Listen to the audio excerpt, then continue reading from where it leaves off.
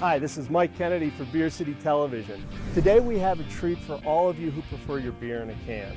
That's because we're visiting Upslope Brewery here in Boulder, Colorado. Now, Upslope is one of the state's few microbrews that puts its beer exclusively in cans. And I can tell you from experience, there's nothing more refreshing on a warm, sunny day like this. So let's head inside and see what Upslope's all about.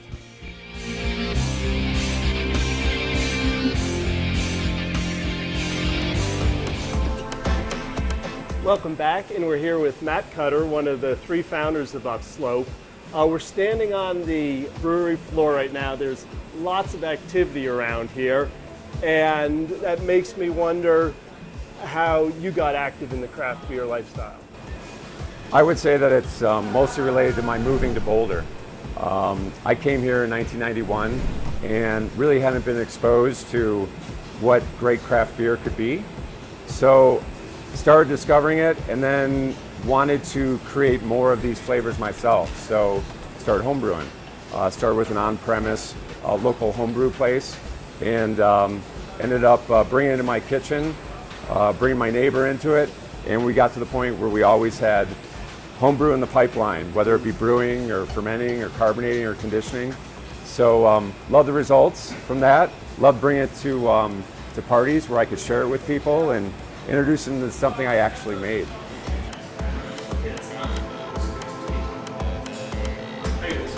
And what have you brought from those early experiences brewing to what you're doing now? Well, I like to collaborate with the brewers on all new recipes that we have. I think of, most recently we've developed a Christmas ale that is based on a homebrew recipe of mine. We have a Maibach that we're in the process of putting together also. Now, what about the name Upslope?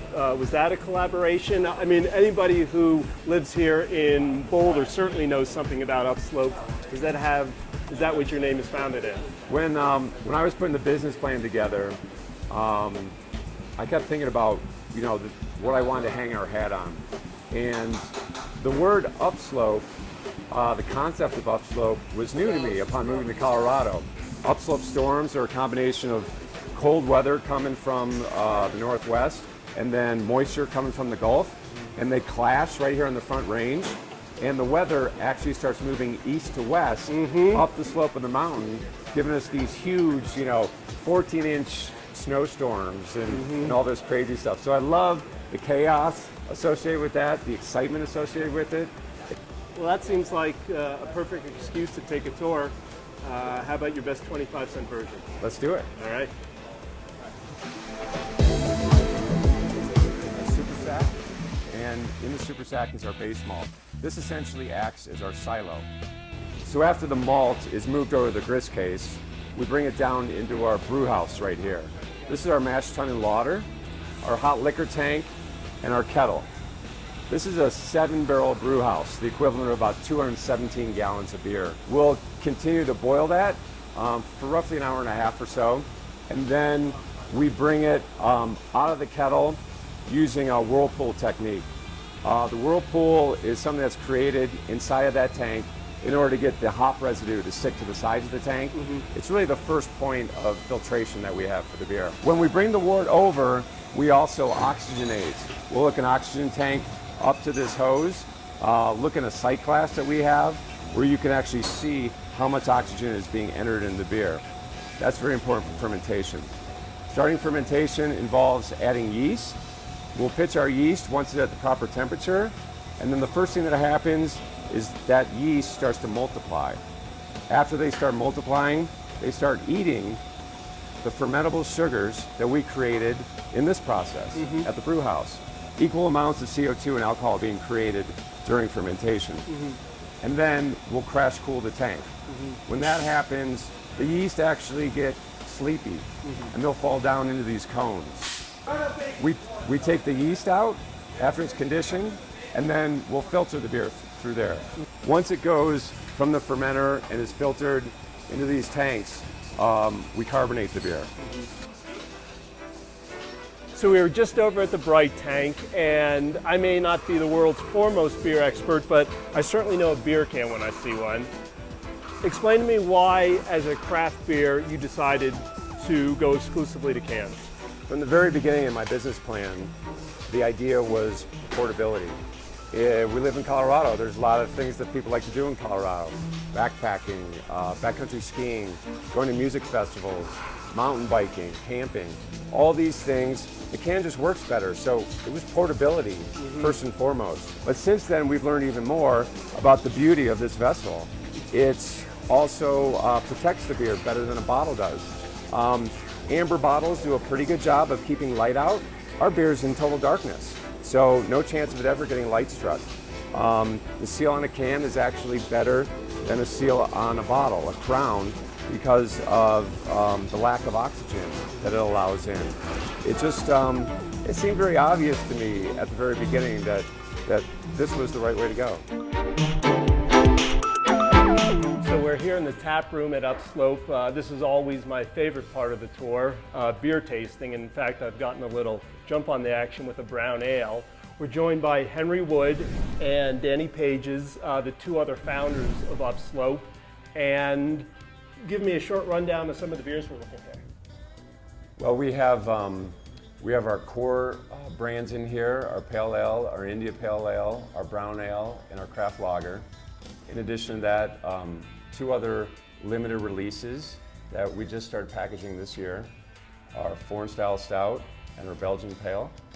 In addition to that, we have some beers up here that are only available in our tap room. Of the three of you, tell me your favorite beer each here, what we say. Right now, I'm drinking a lot of the rye IPA. It's very, very good. At this particular moment, the stout, Foreign Style Stout, is tasting really good. Okay. Danny? Today, because it's hot and warm, I will choose the Craft Lager, but This is our Belgian style pale ale, and this beer won Upslope a bronze medal 10 months into our business. We were only 10 months old, and we engaged with another home brewer in the area to create a beer for the Pro-Am competition. And this was his recipe, and we brewed it on our commercial brewery. And yeah, that won a medal. We were the first brewery to be called up at the Great American Beer Festival in 2009. And that makes me wonder how the three of you got together in the first place. Well, I guess it all started with, I had been homebrewing for a number of years and put together a business plan back in 2007 for Upslope Brewing, and it really was at the time an exercise rather than here we go, I'm going to do it. And then as it progressed, I ended up coming to the realization that, great, I know how to homebrew, and I know how to put a business plan together, but I don't know how to build a brewery. So that's where Danny came in. Where are you from originally? I originally from Argentina, Patagonia, where I was living. I was working in a brewery industry for 10 years in South America, so I put all the things I did is where I get in touch with Matt. He had this dream to open his own brewery, and so we meet in Boulder in a coffee shop. Start talking. We're a lot of good feedback. We have some same ideas, and yeah, that's the way we meet. And then how did you fit into the picture? Well, I guess Danny and Matt had been going for several months putting their plan in place, and then I believe it was in September of 2008, a mutual friend of Matt and I put us together. And I was making a switch from outdoor education and as a mountain guide and looking to scratch an entrepreneurial itch and get in as part of a startup. And I love beer, and met Matt, and it was like, man, how can I not like this guy? I had sold Christmas trees for a long time to afford my job in outdoor education. So there was my sales background. I was like, what else do you need, Matt? I want to talk about, do all of you ski and snowboard? Sure. Okay. Yeah, we do good. All of us are outdoorsy, I feel. Well, why don't you each tell me the perfect beer after a good day of snowboarding or skiing? That's easy. All right. After we do a lot of backcountry skiing. Okay. When you get back to that parking lot, one of the things I'm getting better at is making sure I have a cooler of beer in the back of the car. And this is definitely very good. All right. Absolutely. So we've got the IPA. What about you, Matt? I think, again, it depends on the activity. When I go for a long bike ride, I definitely seek the pale. Okay. That's my go-to. All right. Yeah, this is winter, and after backcountry or sun sport in winter, it's really cool to bring the IPA in the trunk of your car. All right. Unfortunately, that's all the time we have today. I've had a great time with Henry, Matt, and Danny. Thanks so much for your hospitality. I encourage you to come up to North Boulder and check out Upslope. They're right off of Lee Hill Road. You'll have a great time in the tap room if nothing else. Cheers, guys. Cheers. Cheers.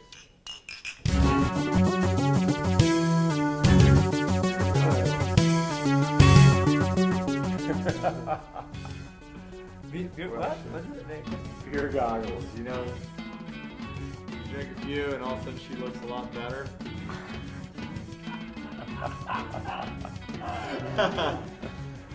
We are married.